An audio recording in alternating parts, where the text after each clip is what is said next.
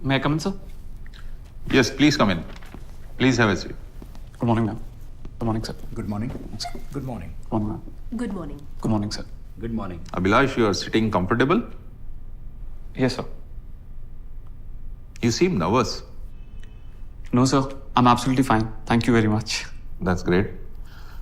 Abhilash, please introduce yourself to the board members. Sir मेरा नाम अभिलाष शर्मा है. मेरा जन्म रेवा मध्य प्रदेश में हुआ. 12th तक की पढ़ाई भी मेरी रेवा से ही हुई है. मैंने NIT भोपाल से बीटेक किया है. UPSC के लिए मेरा 5th अटेम्प्ट है और पहला इंटरव्यू है. Which means 2013 में आपके सारे अटेम्प्ट्स खत्म हो चुके हैं. You are 2 extra attempts beneficiary, right? Yes sir. आपको नहीं लगता कि आपकी किस्मत बहुत अच्छी है या फिर खराब? आपके ये 2 साल और खराब हो जाएंगे अगर आप फिर से फेल हो गए. इन्हें आप बेहतर इस्तेमाल कर सकते थे. सर मैं किस्मत के अच्छे या बुरे होने के तौर पर इसका आंकलन नहीं करना चाहूँगा. इन 2 एक्स्ट्रा अटेम्प्ट्स को एक और बेहतर अपॉर्चुनिटी के रूप में देख रहा हूँ. मुझे लगता है UPSC प्रिपरेशन आपको एक बेहतर व्यक्ति और जागरूक नागरिक बनाने में मदद करता है, चाहे आप इस एग्जाम में सक्सेसफुल हो या नहीं. जरा समझाएंगे कि UPSC एग्जाम की असफलता आपको कैसे बेहतर व्यक्ति बनाएगी? सर मैं इस प्रिपरेशन को अपने समाज, कल्चर, डाइवर्सिटी और गौरवशाली इतिहास को समझने के एक प्रयास के रूप में देखूंगा. मेरी समझ को इस परीक्षा ने विकसित किया है और मेरे नज़रिए को भी एक दिशा दी है. मुझे लगता है मैं जिस भी फील्ड में जाऊंगा इन स्किल्स के साथ सोशल, डेमोक्रेटिक, मॉरल और सस्टेनेबल अप्रोच के साथ काम करूंगा और ऐसे रिजल्ट्स देने की कोशिश करूंगा जो और लोगों को भी इंस्पायर करें और ये वैल्यूज देश निर्माण की किसी भी गतिविधि की नींव बने.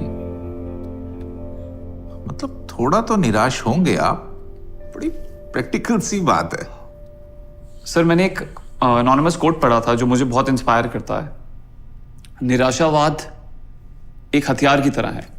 या तो इससे बिना लड़े खुद को मार लो या फिर इसी से लड़के आशावाद को जीत लो. ये तो एक हिंसक विचारधारा लगती है. ये आपको इंस्पायर करती है? अभिलाष, आप गांधी जी की विचारधारा से सहमत हैं या असहमत? सर मैं गांधी जी की विचारधारा से काफी सहमत हूं. मुझे उनकी अहिंसा की विचारधारा काफी प्रभावित करती है. तो कौन आपको ज्यादा इंस्पायर करता है, एनोनिमस या गांधी जी? सर गांधी जी. सर गांधी जी करते हैं. चलिए ठीक है. सांस ठीक से आ रहा है Abhilash? Yes sir, I am breathing well. नहीं, वो मैं पोल्यूशन की वजह से पूछ रहा हूँ. अभी कुछ ही दिनों पहले दिल्ली का AQI डेंजरस लेवल पे पहुंच गया था. इसके रीजंस क्या है? सर उसके कई रीजंस हैं, but vehicular pollution contributes the most. उसके अलावा NCR और नेबरिंग स्टेट्स में जो क्रॉप रेजिड्यू बर्निंग होता है, जिसे हम लोकल भाषा में पराली भी कहते हैं, उसको भी बहुत बड़ा जिम्मेदार माना जाता है इसके लिए. और तीसरा sir factory production and construction activities. As you talking about vehicular pollution, France, Mexico और दूसरे कुछ देशों ने एक ऑड इवन रूल प्रैक्टिस किया था एयर पोल्यूशन कम करने के लिए. आप जानते हैं इसके बारे में? A little bit. 2008 Olympic games के समय चाइना ने भी यही स्कीम इम्प्लीमेंट किया था. राइट. तो अगर यहाँ भी दिल्ली में इसे इम्प्लीमेंट किया जाए तो? उन देशों में ऑड इवन स्कीम के बाद भी एयर क्वालिटी में मार्जिनल इंप्रूवमेंट्स ही देखे गए हैं. तो दिल्ली में अकेला यह प्रयास काफी नहीं होगा. तो दूसरे क्या प्रयास करने होंगे? सर हमें बायोफ्यूल पर फोकस करना चाहिए. जरूरत पड़ने पर ऑड इवन एक अच्छा विकल्प है, पर इथेनॉल ब्लेंडेड फ्यूल हमें एक लॉन्ग टर्म और परमानेंट सॉल्यूशन दे सकता है. Environment friendly ethanol blended fuel अगर हम अपनी कार्स में यूज करें तो वेहिकुलर पोल्यूशन को काफी हद तक कम कर सकते हैं. और पराली जो पहले जला दी जाती थी उससे हम सेकंड ग्रेड इथेनॉल बना सकते हैं. इस तरह हम डबल बेनिफिट ले सकते हैं और वर्ल्ड में हमारे नेट जीरो कार्बन एमिशन के कमिटमेंट को और भी मजबूत कर सकते हैं. इसका एनर्जी बैलेंस क्या होगा? Sorry sir, I am not aware of this. No? But how do you calculate energy balance or formula of energy return on investment? So energy balance,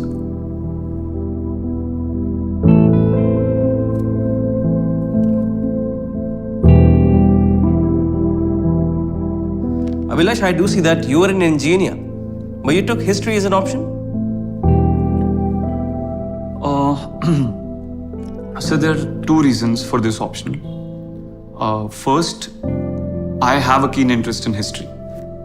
Second, I'm already educated in science. So history gives me an added advantage as it makes my knowledge more diverse and enriched, which makes me a well-read civil servant.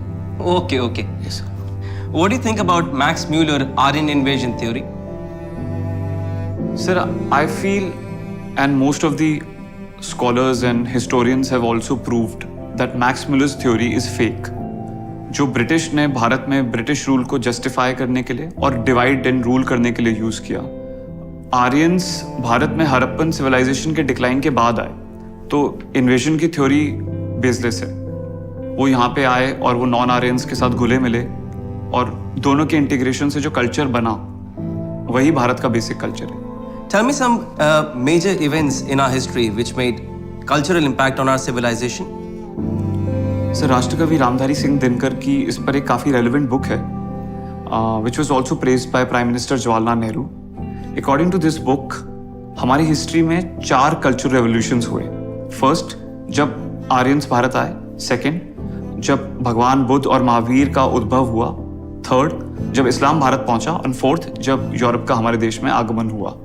These events made major impacts on our culture that we see today. Okay, good. Abhilash, आपकी hobby आपने लिखा है befriending intelligent people. Yes, ma'am. Abhilash, आपकी hobby आपकी जरूरत लगती है, स्वार्थ लगता है. No, ma'am, it's not like that. मैं तो आई बिलीव जैसी संगति बैठिए तसोई फल दी, ये कवि रहीम का दोहा है. अगर मेरे दोस्त मुझसे ज्यादा इंटेलिजेंट हैं तो मैं उनसे बहुत कुछ सीख सकता हूँ. अभिलाष, आपने दोहे का बहुत ही संकीर्ण अर्थ पकड़ा है. रहीम अच्छी संगति की बात करते हैं, सिर्फ इंटेलिजेंट लोगों की नहीं. सपोज आपका दोस्त आप ही की फिलॉसफी में बिलीव करता हो तो वो तो आपसे दोस्ती ही नहीं करेगा.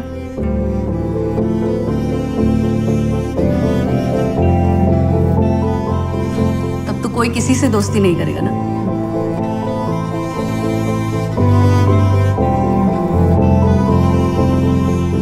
Ma'am, I beg to differ. मेरा मतलब इस बात से, मेरी कांस्टेंट लर्निंग से है.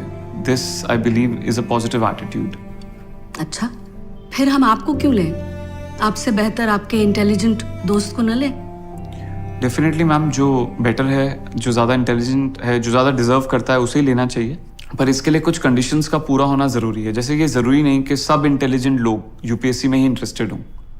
दूसरा, अगर वो हैं तो ये ज़रूरी नहीं कि वो इंटरव्यू तक पहुँचे, क्योंकि सिविल सर्वेंट सिर्फ इंटेलिजेंट नहीं होना चाहिए. तो और क्या होना चाहिए? मैम, कंपैशनेट और डिसिप्लिन होना भी ज़रूरी है. मान लीजिए आपके डिस्ट्रिक्ट में एक रायट हो गया है. अब तक 40 लोग मारे गए हैं. उसी में आपके किसी दोस्त या परिवार के साथ सीरियस ट्रेजेडी हो गई है. आप कहाँ पहले जाएंगे? मैं पहले राइट रोकने के लिए जाऊंगा. अपने दोस्त को कंसिडर भी नहीं किया? आपको क्या लगता है आप ये बोल के मुझे इम्प्रेस कर लेंगे कि मैं फील करूंगी you are a dedicated civil servant?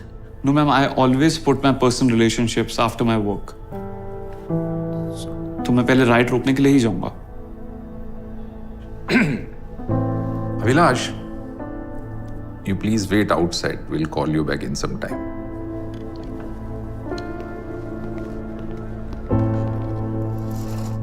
How do you find this one? I think he'll get through. It's just We'll call him for the feedback. yes. बैठिए अभिलाष. बैठिए। अभिलाष, इससे पहले कि हम आपको अपना फीडबैक दें, वुड लाइक टू नो कि आपके अकॉर्डिंगली आपका इंटरव्यू कैसा रहा? Sir I feel it was decent, but definitely मैं कुछ क्वेश्चंस के आंसर्स बेटर दे सकता था। ओके। अभिलाष, मुझे आपकी बॉडी लैंग्वेज अच्छी लगी। आपकी बॉडी मूवमेंट्स न कम थी न ज्यादा, आप नियंत्रित थे, और कंटेंट के ऊपर आपकी पकड़ अच्छी है।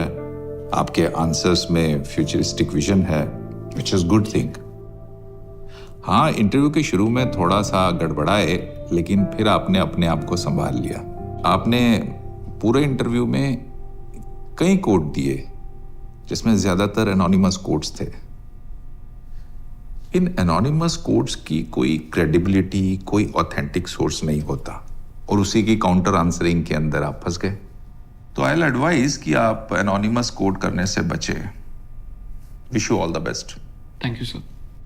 अभिलाष, आपका फ्लो ऑफ थॉट्स अच्छा है, पर वही शायद आपकी वीकनेस भी फील हो सकती है पैनल को, क्योंकि मुझे आपके answers natural, coming from the heart नहीं लगे। काफी रेडीमेड और बुकिश फील होते हैं। आप इस पे काम कर सकते हैं। Okay sir. Abhilash, आपका डेफ पे पकड़ अच्छा है, and you are also well versed about your region. But you continue to justify your answer. नहीं आता तो बोल दीजिए। Facts का जलेबी मत बनाइए to impress the panel. Don't try to fool the panel. Okay sir. Abhilash, आपकी नॉलेज अच्छी है, आइडियाज क्लियर हैं आपके, तो मुझे लगा कि आप अपनी हॉबी को लेके तैयार नहीं थे। ऐसा लगा अपनी हॉबी सिर्फ डैफ में भरने के लिए लिखा है। आपकी हॉबी फेक लगी, आप उसे ठीक तरीके से जस्टिफाई नहीं कर पाए। इस वजह से आपकी personality, it came across as self centred. So I suggest कि आप फाइनल इंटरव्यू में एक बेटर आंसर के साथ प्रिपेयर होकर जाएं। पूरे इंटरव्यू में मुझे ऐसा लगा कि आपके कथनी और करनी में फर्क है। कभी तो आप एनोनिमस से इंस्पायर हो जाते हैं, फंस जाते हैं तो गांधी जी से इंस्पायर हो जाते हैं। आपने कहा सिविल सर्वेंट कंपैशनेट होना चाहिए, लेकिन आपकी पर्सनालिटी में ये दिखा नहीं मुझे। बिना एक सेकंड लगाया आपने कहा राइट रोकने जाएंगे। आप थोड़ा सोचकर जवाब दे सकते थे। अपनी पर्सनल ट्रेजेडी और राइट को दोनों एक साथ कैसे मैनेज करेंगे, इसी पर अपना आंसर कंक्लूड कर सकते थे। मुझे ऐसा महसूस हुआ कि आप अपने आप को आदर्शवादी दिखाना चाहते हैं। Abhilash, you have good knowledge. अगर आपको यूपीएससी क्लियर करने से कोई चीज अगर रोक सकती है तो वो सिर्फ आप खुद। Thank you. Wish you all the best.